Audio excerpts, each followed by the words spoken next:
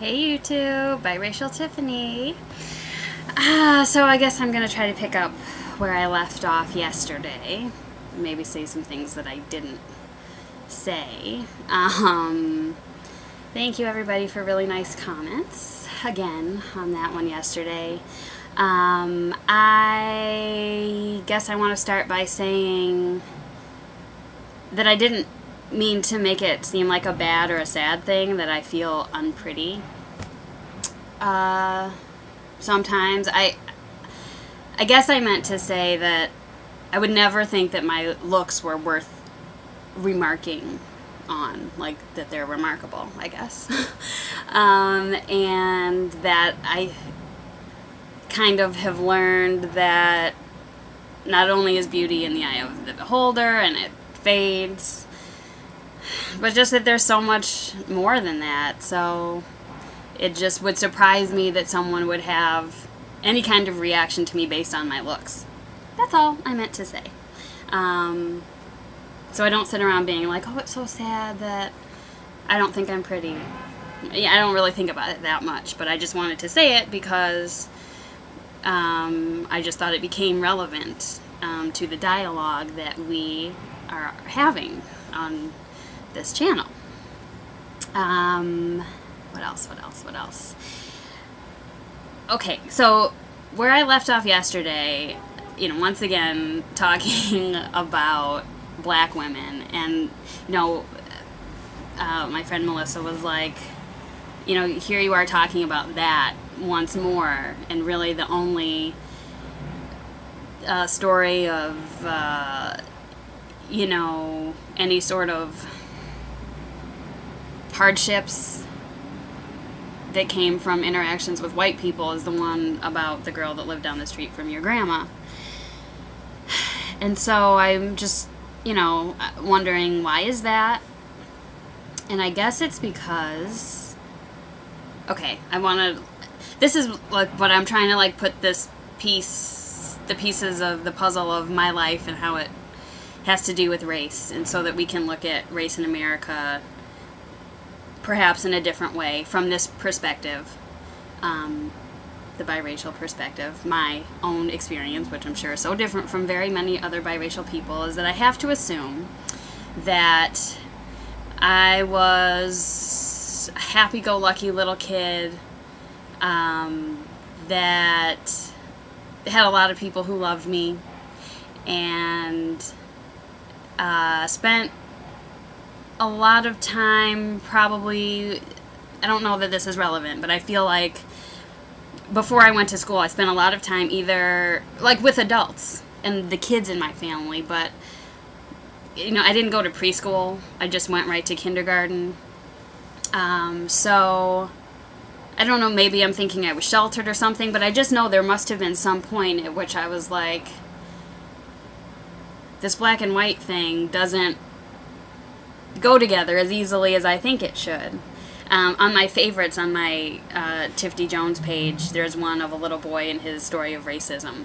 And, he's cute and it's an interesting story, but the reason I put it there, is one of my favorites, is because there's this moment where his stepmom is explaining to him, that someone called him the N-word and what that is and what that means and like what happened to him that day. And he said, but I'm not black, I'm black and white. And it was just like so logical, honest, and that's his truth. And so I know that must have been my truth too, until I realized that I was outnumbered by opposing thoughts. So I think when you get a dose of the reality of race in this country, I must have expected that I was going to have a harder time with white people accepting me because I'm black.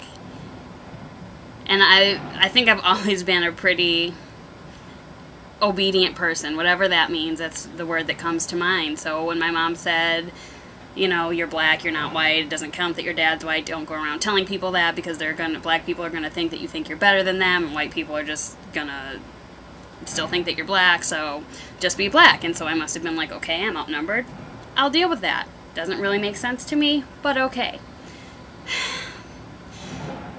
And so the deeper pain, I think, must come from feeling like, okay, first of all, I don't not want to be black, so I'll be black.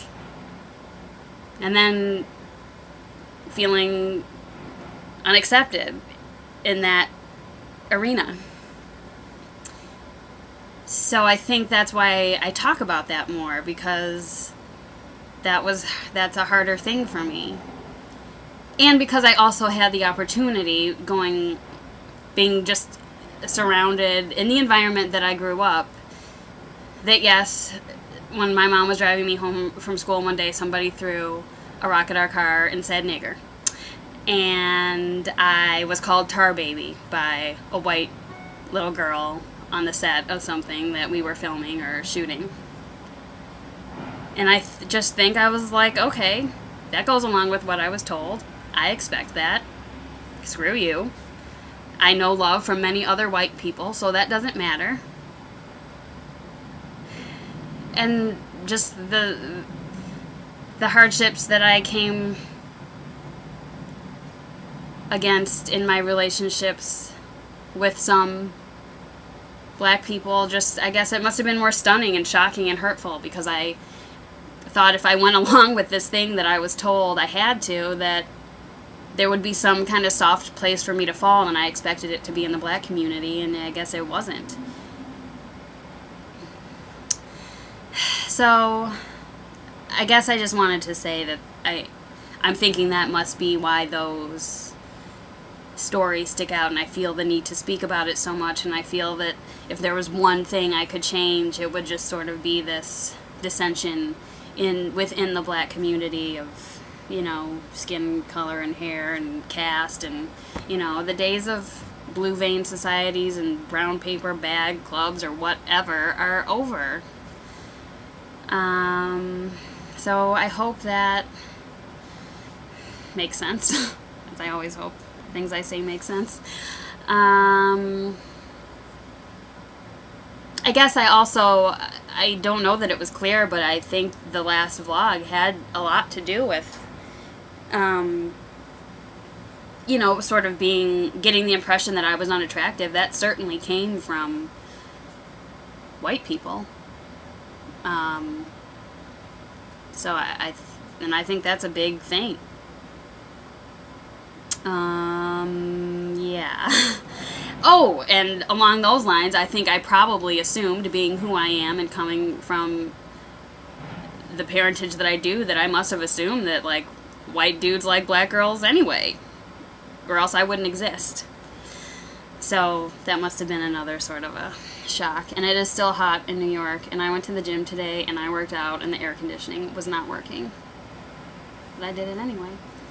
So those are my thoughts as they pertain to biracialness today. Thank you for listening.